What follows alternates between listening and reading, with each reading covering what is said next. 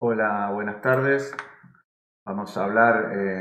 durante esta clase acerca del equipamiento urbano como elemento constitutivo básico de la estructura de la ciudad,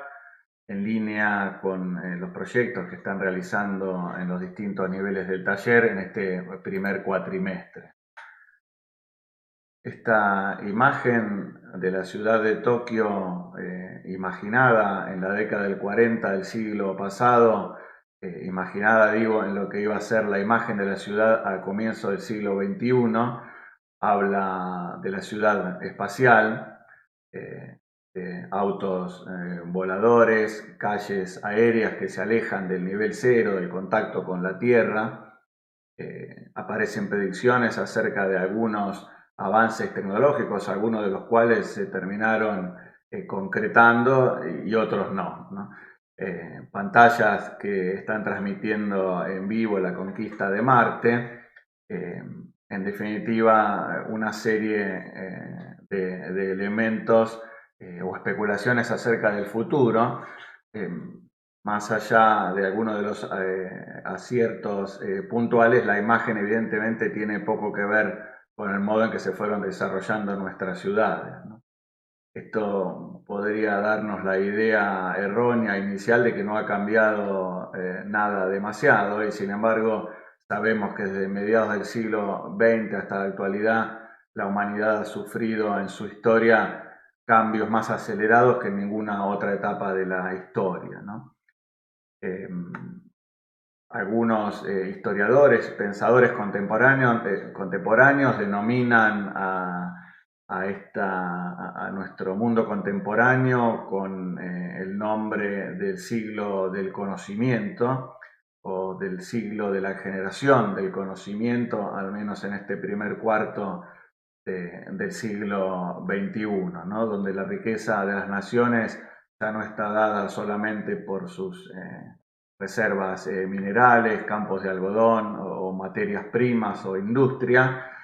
sino fundamentalmente y más crecientemente tiene que ver con la generación del conocimiento. En el año 97, por primera vez, una computadora le gana una partida de ajedrez a quien era campeón del mundo desde hacía algunos años, el señor Garry Kasparov, que aparece desolado ante esta sola idea de perder contra una computadora, ¿no? La sorpresa de los asistentes al evento también habla de una noticia que hoy puede parecer natural, pero en ese momento no lo era, la idea de que la computadora podía ser más inteligente que el ser humano, al menos en una definición estricta de inteligencia. Eh, Sabemos que al menos desde la instancia de esa partida de ajedrez hasta aquí pasaron un poco más de 20 años y evidentemente eh, entre tantos cambios que denominamos exponenciales y mucho más acelerados que en otra época de la humanidad o que en otras épocas de la humanidad, uno de estos cambios o nuevos actores sociales tiene que ver justamente con la inteligencia artificial, que pasó de la incredulidad de aquella victoria de la computadora frente a Kasparov a convivir con nosotros en nuestra vida diaria y de hecho transformándose en protagonista de este curso del taller 2020, ¿no?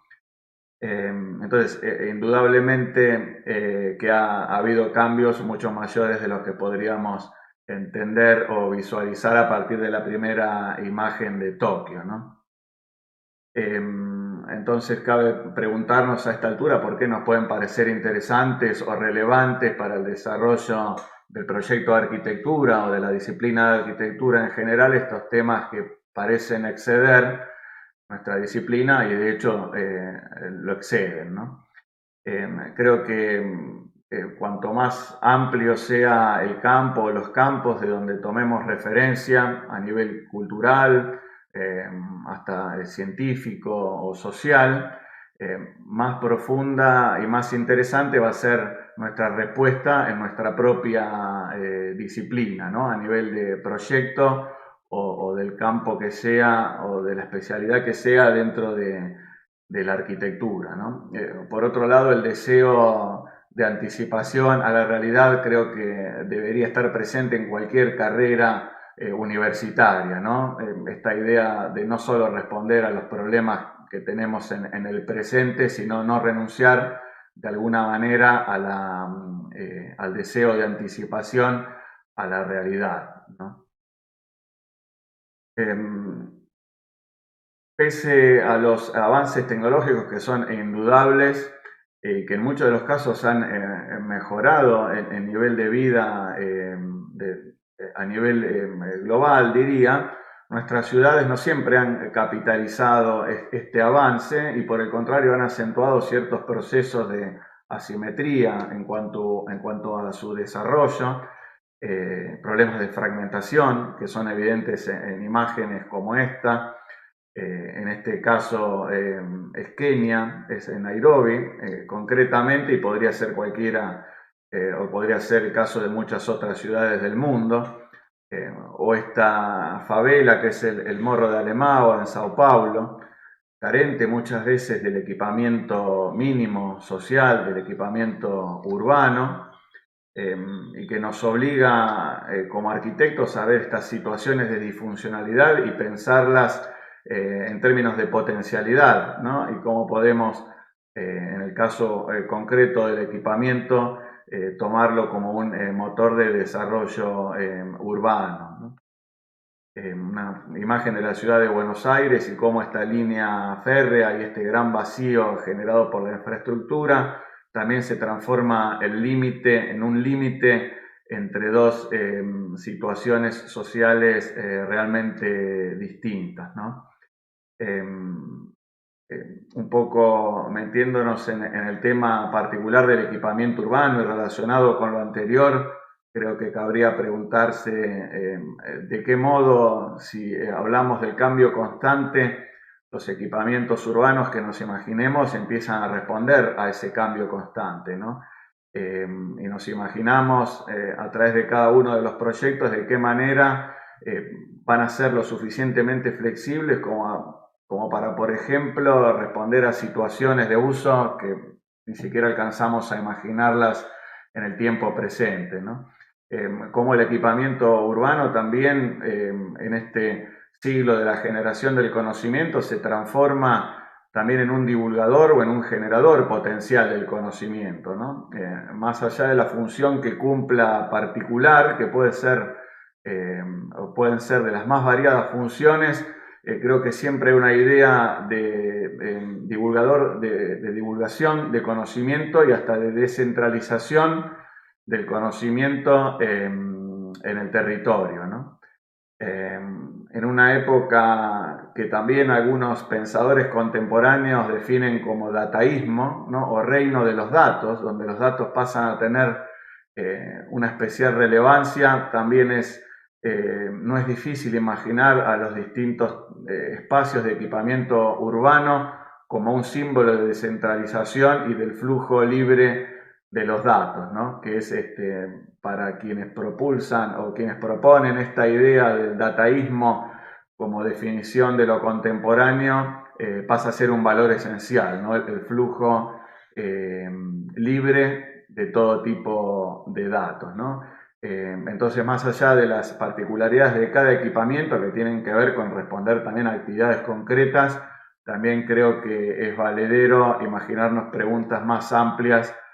para cada uno de nuestros proyectos, ¿no? La ciudad, por otra parte, más allá de una serie de problemas que hemos mostrado en las imágenes anteriores y que tiene que ver con la fragmentación, con problemas de asimetría social realmente que tienen su reflejo en el espacio, también es una gran, por llamarlo de alguna manera, una fuente de inspiración, ¿no? Y a veces eventos que surgen en lugares que ni siquiera fueron pensados para para esas reuniones o para esas actividades sociales son interesantes y creo que tienen el mismo interés para nosotros que conocer obras de arquitectura, es ir descubriendo los fenómenos que suceden en nuestras ciudades, ¿no? Esta imagen del siglo XVIII de Giambattista Annoli no es solamente un dibujo meramente representativo de Roma, sino que también es interesante como diagnóstico o hasta como radiografía de la ciudad, donde Annoli representa en oscuro los espacios de uso mayormente privado y en blanco unifica la representación de los espacios abiertos, de las plazas, de las calles y también de los espacios de uso público, ¿no? Que nosotros podemos llegar a especular cumplen el rol que hoy podemos dar a los equipamientos urbanos, ¿no? En el caso de la Roma del siglo XVIII, de esta parte bien céntrica de la ciudad, en su gran mayoría usos de carácter religioso, ¿no? Y que aparecen en este fondo de color blanco como parte del sistema público que se superpone o que es una trama que está inserta en la ciudad, ¿no? Y más allá de las funciones específicas de cada lugar, forma parte de esta trama de espacios públicos. O esta otra radiografía de la ciudad o esquema de lectura, en este caso un esquema de una favela, que es el Cerro de Alemão o el Morro de Alemão que vimos en alguna imagen aérea anterior, y este esquema de lectura de la estructura urbana de Jorge Mario Jáuregui, que intenta leer esta ciudad en un tema que no siempre o usualmente no es demasiado fácil, ¿no? Cuando vemos esa marea urbana, en este caso, en este esquema, Jáuregui intenta leer determinadas áreas que conformen unidades dentro de esta marea de construcciones, ¿no? Y ciertos lugares que tengan cierta identidad, valga la redundancia, incluso detecta algunos puntos focales que son centros de interés de la favela como esquema inicial para empezar luego a proyectar luego de este diagnóstico, ¿no? Bien, dentro de los equipamientos urbanos que vamos a estar viendo durante la clase está el caso del desarrollo urbano de Medellín, que es un ejemplo paradigmático a nivel no solamente de Colombia y Latinoamérica, sino a nivel mundial de cómo el equipamiento urbano puede servir como motor de desarrollo urbano, ¿no? En el caso de Medellín fue la construcción de una serie de equipamientos, no fue solamente la construcción, sino que fue parte lo que se realizó en esta ciudad de un esquema más amplio y más integral de desarrollo urbano que tuvo que ver incluso con garantizar seguridad, con garantizar educación, asistencia social, para luego llegar con la construcción de espacios de carácter cultural, educativo, etcétera, al territorio, ¿no? Pero entendiéndolo como parte de un proceso más amplio, incluso llevaba el nombre de Medellín, la más educada, y tenía este logo, ¿no? Algunos de los ejemplos más característicos de esta intervención, ¿no? Que por otra parte fue sumamente exitosa en una ciudad que a principios de los años 90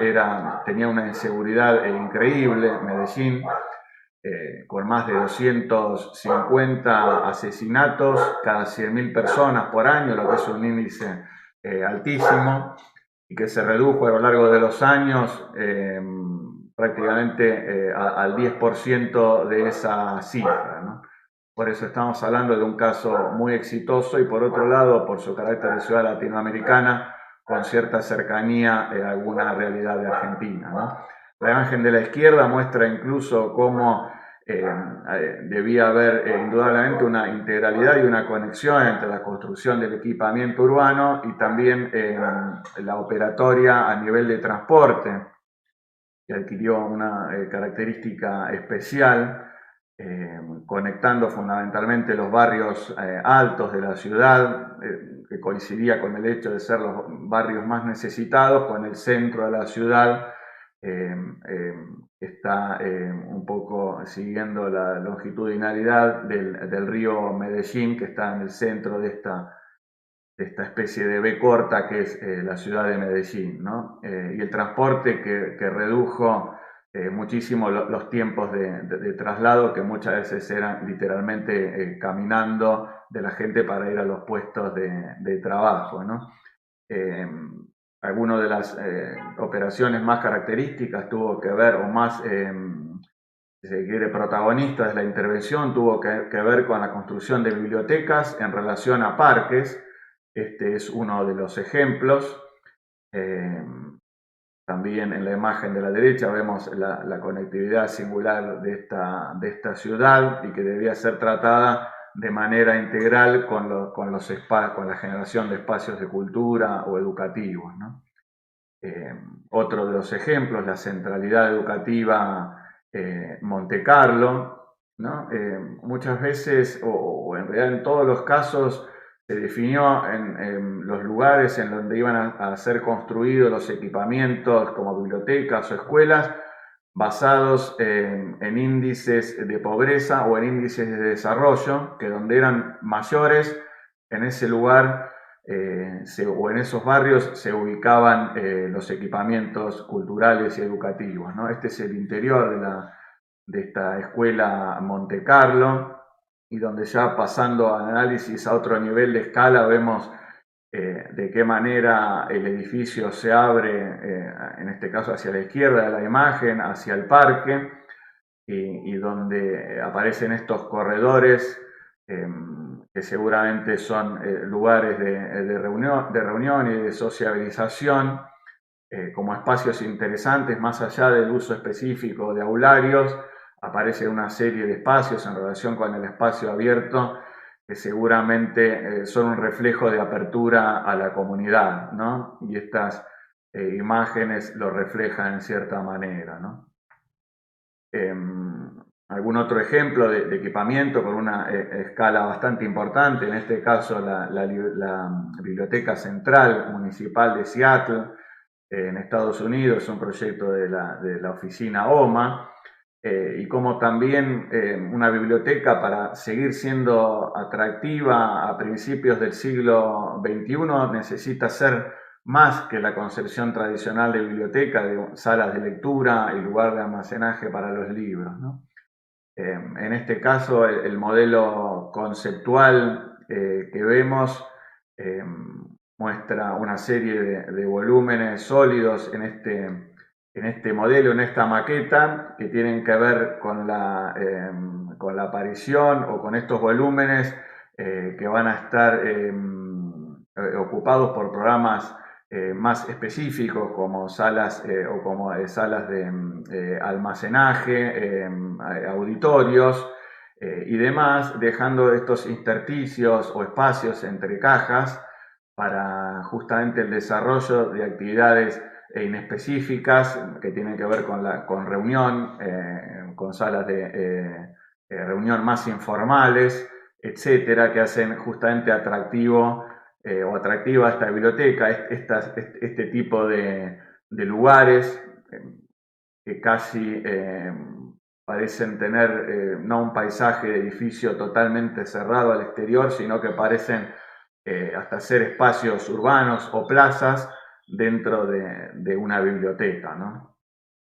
En este caso pasamos a otro ejemplo de una ciudad de Brasil que es Natal, y esta pieza de equipamiento urbano que es un salón de usos múltiples y gimnasio, o un gimnasio que puede tener múltiples usos, y que es parte de un esquema o de un eje de pequeños equipamientos que aparecen coloreados en rojo en la imagen de implantación, ¿no? Aparece entonces este gimnasio como una pieza más de un eje que no está como a la izquierda del volumen blanco, que es este gimnasio de Herzog de Merón. No se ve tanto desde esta imagen porque son pequeños equipamientos que sí aparecen como parte de una secuencia de espacios de uso comunitario, ¿no? y vemos cómo, bueno, en este caso, si analizamos un poco más o nos metemos en análisis de la obra de arquitectura, tiene un techo metálico que aparece como suelto respecto de los muros que dan límite a este edificio, ¿no? Por supuesto que hay un tema climático también que permite que esto funcione prácticamente totalmente ventilado, pero es interesante analizar también el modo en que la forma parece invitar a los pobladores de este barrio a utilizar esta infraestructura, ¿no? Con el techo que aparece como flotando, suelto de los muros, que adquieren otra geometría que vemos justamente en el modelo de la izquierda, y tienen, en cierta manera, por su escala, dialogan un poco más con la altura, con la baja altura del entorno inmediato de este barrio, ¿no? Volví a colocar la imagen de la caja vacía de Oteiza, ¿no? Que es un ejercicio que han realizado en primer año y que nos sirvió para indagar en cuestiones de percepción arquitectónica, acercarnos a temas tan importantes como es la escala de los espacios, y el modelo de Herzog no hace más, dentro del proceso proyectual, no es más que una herramienta que sirve para verificar estos temas, ¿no? Más allá de ser un modelo terminado para mostrar un producto terminado, el modelo nos va a servir como herramienta en el proceso proyectual, y que se completa en el caso del equipamiento urbano con la presencia de personas, ¿no? Digamos, no vamos a proyectar esculturas que se posan en el medio de la nada, sino que se completan y pasan a ser un hecho arquitectónico cuando aparecen las personas utilizándolo, ¿no? Para esto nos gusta en particular esta frase de Borges, que en realidad está citando a un filósofo irlandés que fue Berkeley, un filósofo del siglo XVIII, que decía algo así como que el sabor de la manzana está en el contacto de la fruta con el paladar y no en la fruta misma. La poesía está en el comercio, en la relación del poema con el lector, y no en la serie de símbolos que registran las páginas de un libro. Este símbolo de la manzana tiene que ver en parte con la imagen de la izquierda, ¿no? Se completa el hecho arquitectónico cuando hay una persona que está habitando los espacios, una persona que está viendo, ¿no? La forma, ¿no? Y la forma y el espacio, ¿no? Si no, no tenemos arquitectura, ¿no? Algún ejemplo, en este caso de Rosario, este proyecto del arquitecto portugués Álvaro Siza, que es parte de un programa de descentralización de centros municipales, donde la gente en sus barrios tiene una cuestión de cercanía mayor para realizar determinados trámites, pero el edificio termina siendo mucho más que eso, en este caso, al menos, ¿no? En la propuesta de Álvaro Siza, que genera, o a través del uso de la forma o de la manipulación de la forma, genera un espacio que es esta plaza seca que aparece en las imágenes, y de esta manera el edificio no solo cumple una función estrictamente, entre comillas, utilitaria, sino que también empieza a hacer mucho más, ¿no? Es interesante ver en términos concretos cómo accedemos a esta plaza que está totalmente conectada de hecho es un espacio público y está conectada por la vereda, pero accedemos atravesando un plano horizontal, como se ve en la imagen que está a mi lado, y en cierta manera a través de este cantero que aparece en verde en la planta hay una cierta manipulación para que no esté totalmente abierta esta plaza, sino que nos conduzca a tener que acceder por un lugar más acotado para luego descubrirla, ¿no? Lo hemos visitado hace un par de años con alumnos de segundo año, este centro municipal, ¿no? A veces el equipamiento puede ser parte también de desarrollos de usos mixtos que combinen comercio, vivienda en sus propuestas. Es el caso de muchos desarrollos de usos mixtos en Inglaterra, por ejemplo, donde muchas veces hasta los desarrolladores están, para tener sus proyectos aprobados, tienen un mínimo que cumplimentar en términos de volumen de construcción que va a ser asignado a usos de equipamiento, ¿no? En un esquema más que interesante, ¿no? En este caso, más allá de la forma que toma concreta, es un centro de aprendizaje de oficios que es gestionado por la municipalidad, pero parte de la construcción de un desarrollo privado de viviendas y comercios, ¿no? Alguna imagen interior de este proyecto que de vuelta se completa realmente con el uso de las personas, en este caso un centro visitado mucho o en particular por gente retirada, por jubilados que van todos los días, por ejemplo, a leer el diario. El equipamiento urbano, en este caso un ejemplo de equipamiento cultural y que a mí me parece interesante. Hay un arquitecto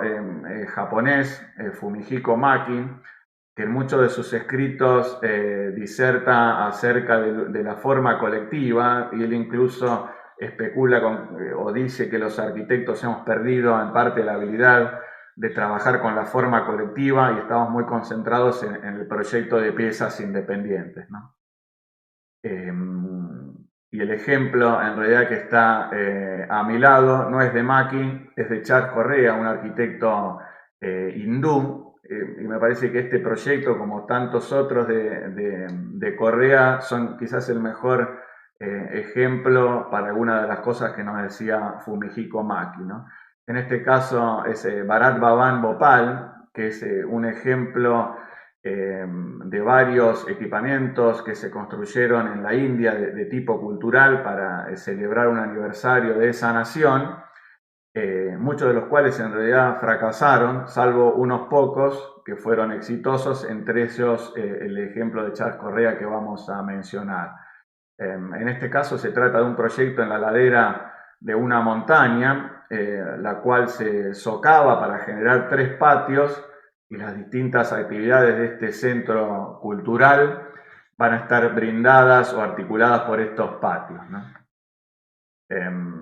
Acá vemos un poco la imagen con la calle de acceso a este centro cultural a nuestras espaldas y estamos mirando hacia el lago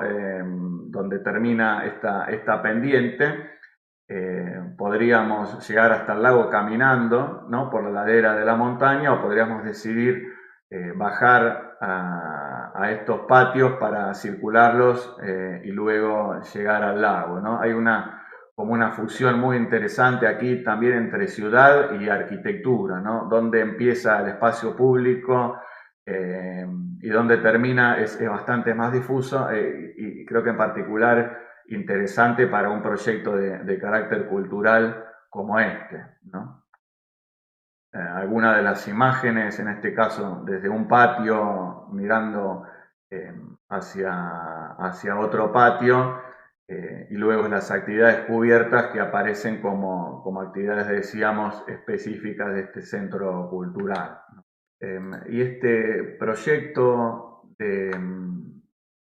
ahí estamos, en la ciudad de Bahía Blanca, proyecto del arquitecto Caporosi, que es la sede de la obra social de la Universidad Nacional del Sur, y que nos parece interesante por una serie de motivos, entre ellos la secuencia espacial generada desde el espacio público, desde la calle, la vereda, y cómo accedemos al edificio a través de un patio que está abierto hacia el espacio de la vereda, incluso a través de una serie de planos. Fíjense que en el primer plano aparece a la izquierda de la imagen el cantero recedido,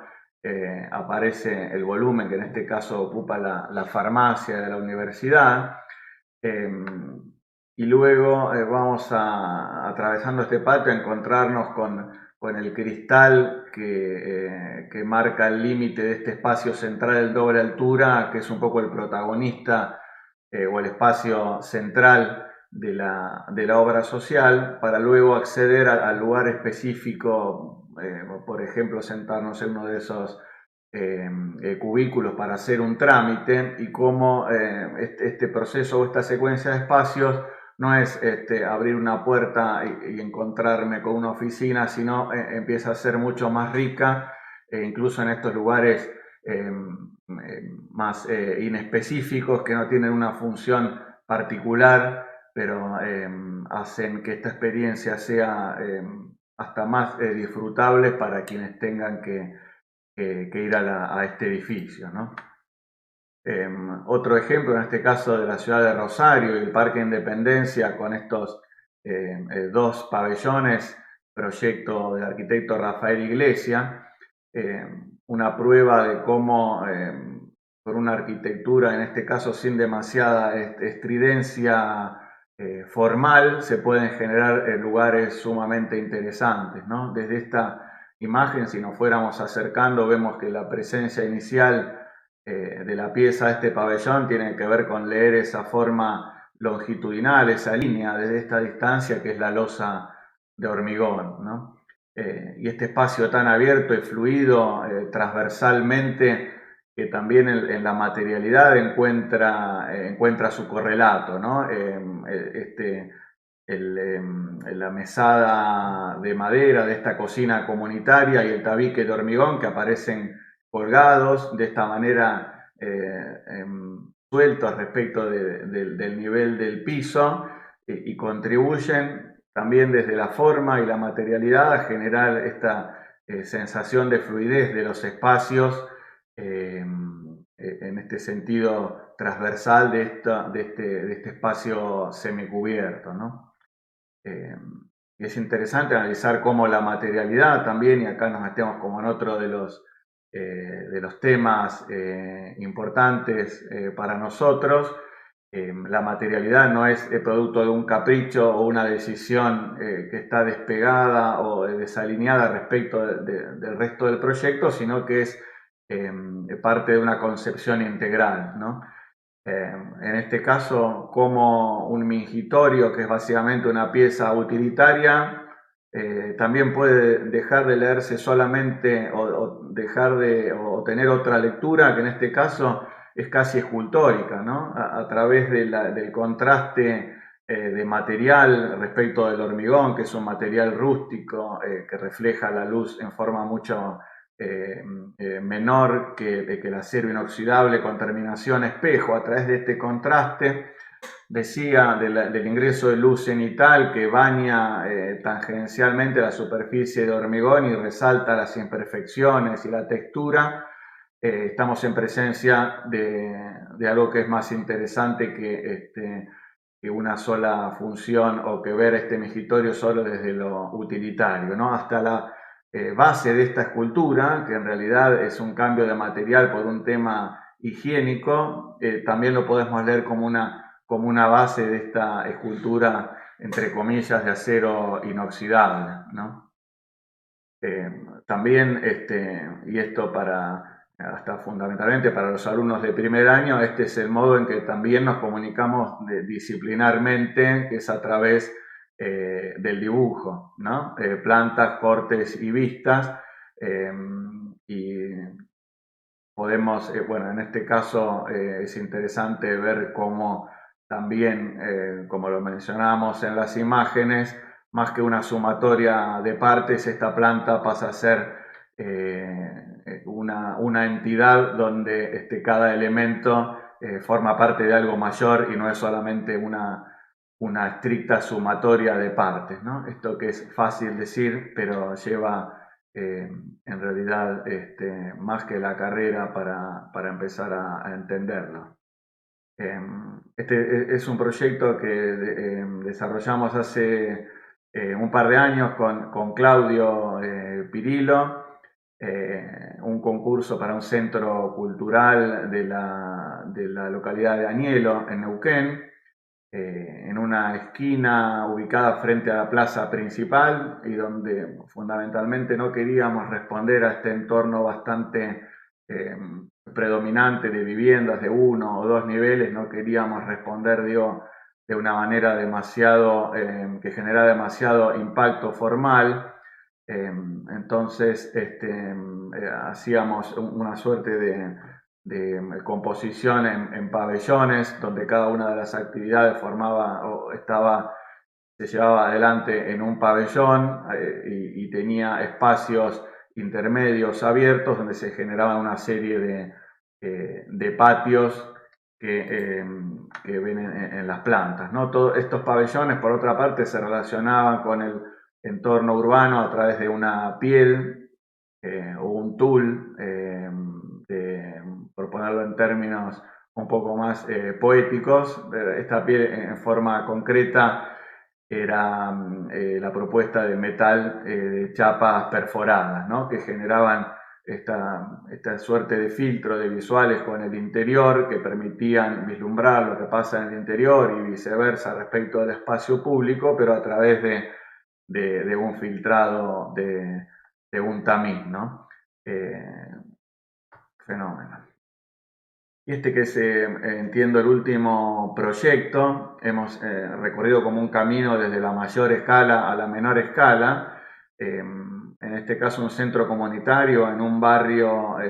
popular de México, de la Ciudad de México. No es más que una cocina comunitaria, un par de como lugares de acopio y un semicubierto entre los volúmenes cerrados, ¿no? Y a veces para determinadas situaciones o implantaciones en determinados barrios, estos pequeños equipamientos urbanos tienen un impacto inimaginable, ¿no? Una huerta comunitaria, espacios de juegos que permiten incluso la simultaneidad en el uso de este lugar, que ya venía funcionando, ¿no? Como comunidad. La imagen de la izquierda muestra el modo en que venían funcionando, que era simplemente a través de un par de operaciones espaciales, que era colgar unas banderas a la manera y para generar una especie de cubierta. Generaba en cierta manera, digo, un elemento identitario que después la propuesta es retomada por los arquitectos para generar este centro comunitario, que fíjense son operaciones bastante pequeñas, ¿no? En cuanto incluso al uso de materiales digamos, recalco, tiene a veces un impacto que es mayor que lo que podemos ver a partir de las imágenes, ¿no? Bien, era efectivamente el último proyecto. Creo que hemos visto alrededor de 10 o 12 ejemplos de variadas escalas y variados contextos por otra parte. Y también hemos tratado como un tema que es la escala de los contextos, ¿no? Vemos cómo hay contextos más generales, culturales, sociales, y a la vez en cada uno de los proyectos van a tener su propio contexto inmediato y por otra parte que responder a las necesidades propias de cada una de las actividades o de programas que hemos planteado en este cuatrimestre para los proyectos de equipamiento urbano. Bien, no tengo mucho más por ahora, así que seguimos en contacto. Chao.